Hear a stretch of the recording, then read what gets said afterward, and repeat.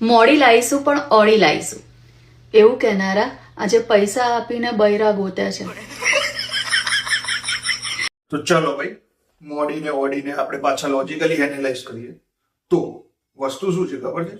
છોકરાઓના ઉપર એવી એક્સપેક્ટેશન રાખવામાં આવે છે કે તમે 25 સુધી સેટલ થઈ જાઓ, લેટ થશે તો ઓપ્શન પતી જશે. ચલો હવે રિયાલિટી, સચ્ચાઈની વાત કરીએ આપણે. છોકરાઓ ટાઈમની સાથે ગ્રો કરે છે.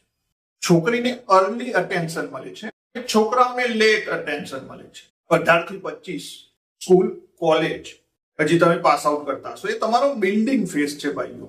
એ વર્ષો તમને એવા લાગશે કે આ ક્યાં ખોવાઈ ગયા, 25 નો ક્યારે થઈ ગયો. તો એ વખતે તમને બહુ રિસ્પેક્ટ નહીં મળતી હોય, બહુ અટેન્શન પણ નહીં મળતું હોય, અને રિજેક્શન એ વખતે તમને નોર્મલ લાગશે. રિજેક્ટ તમે થશો, એની સાથે નોર્મલ થઈ જાઓ. તો એ ફેઝ છે ને, ફેલિયર નો ફેઝ નથી હોતો. એ ફેઝ ફાઉન્ડેશન નો ફેઝ હોય છે કે તમે છે ને અત્યારે પાયા નાખો છો. જ્યારે તમે સ્ટ્રગલ ફેઝમાં હોવ છો ને ત્યારે દુનિયા તમને ઇગ્નોર કરે છે. એ જ ટાઈમ તમારો ઇન્વેસ્ટમેન્ટ ટાઈમ છે. હવે 25 થી 30 તમારો ટ્રાન્ઝિશન ફેઝ છે. સમય, તમારી સ્કિલ અમુક લેવલે બિલ્ડ થઈ ગઈ છે, ઇન્કમ આવવાની ચાલુ થઈ ગઈ છે. તો એ બંને જ્યારે પ્લસ થશે તો એની સાથે કોન્ફિડન્સ પણ બિલ્ડ થશે. જે લોકો, સેમ લોકો જે તમને ઇગ્નોર કરતા હતા, એ આજે નોટિસ કરશે કે અરે છોકરો કોન્ફિડન્સ, અરે સારું દેખાય છે, શરીર ઉપર પણ કામ કર્યું, સાલે ઇન્કમ પણ કોન્ફિડન્સ જોયું. અહીંયાથી ગેમ રિવર્સ થાય છે. Is plus peak value phase.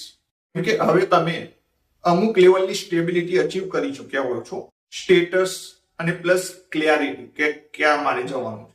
હવે છોકરાઓના ઓપ્શન્સ નેચરલી ઇન્ક્રીઝ થાય છે. આ એ વાળો ફેઝ છે જ્યાં છોકરાઓ ચોઇસ બની જાય છે. એ વખતે તમારું ડિપ્રેશન અમુક લેવલે ખતમ થઈ જાય છે. તો ફિલોસોફી થોડું હાર્ડ કહું તો, છોકરી છે ને જે ચૂઝ કરે છે એ કરંટ વેલ્યુ ઉપર ચૂઝ કરે છે. ઇટ્સ લાઈક કે એને 23 વર્ષનો છોકરો જોયો ને એને એ 23 વર્ષના છોકરાને રિજેક્ટ કર્યો. હવે ભાઈ આવનારા ટાઈમમાં એ શું ગ્રો કરવાનો છે, કેટલા પૈસા કમાશે, કઈ રીતે એનું કોન્ફિડન્સ. 26-27 વર્ષના છોકરો આખો અલગ હશે, પણ એને જે રિજેક્ટ કર્યો એ કરંટ વેલ્યુ વાળો છોકરો રિજેક્ટ કર્યો. એ જ જગ્યાએ પુરુષો, છોકરાઓની વેલ્યુ ઓવર ટાઈમ વધે છે જેમ ટાઈમ જાય છે.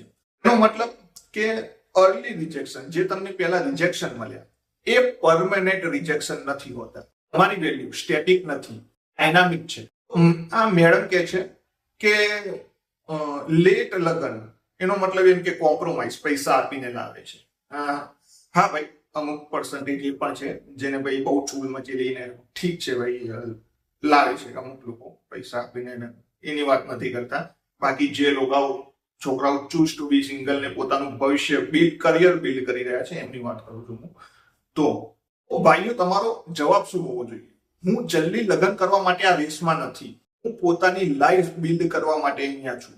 એક અચીવ કરવા માટે, મારા પર્પઝને અચીવ કરવા માટે, એના માટે ટાઈમ નીકળો થોડો. દરેક છોકરો 22-23 ના આજુબાજુ લો વેલ્યુ, સેમ છોકરો 30 ના આજુબાજુ પ્લસ ડિસિપ્લિનની સાથે અને અમુક લેવલની સ્કિલ, કોન્ફિડન્સ બધું અચીવ થઈ ગયું છે, તો એ જ છોકરો હાઈ વેલ્યુ મેન બને છે. એના કારણે તમે રેસમાં નથી, તમે પોતાની ટાઈમ લાઈન બનાવો છો. તો એક સારી એવી એડવાઇસ તમને આપવા જાઉં છું ભાઈ, કે પોતાની વેલ્યુ બનાવો. છે ઓપ્શન્સ ઓટોમેટિકલી આવશે. ત્યારે પણ ફિયર ઓફ મિસિંગ આઉટ, આટલા વર્ષ થઈ ગયા, આ છૂટી જશે, એમાં ડિસિઝન ના લેતા. છોકરીઓ પોતાની પ્રાઇમમાં સિલેક્ટ કરે છે. પ્રાઇમ એટલે એમની જવાની, 23, 24, 25 વર્ષની હોય ત્યારે એમની ફર્ટિલિટી સાયન્ટિફિકલી પીક ઉપર હોય, એમની યુથફુલનેસ. તેમના પ્રાઇમ ટાઈમમાં એ ટ્રાય કરશે કે સૌથી બેસ્ટ ઓપ્શન ઉપર બાણ આવે. સમજ્યા તમે? છોકરા પોતાની પ્રાઇમ બનાવીને સિલેક્ટ કરે. ઠીક છે, ચલો, આઈ હોપ આવું પર્સપેક્ટિવ મળી.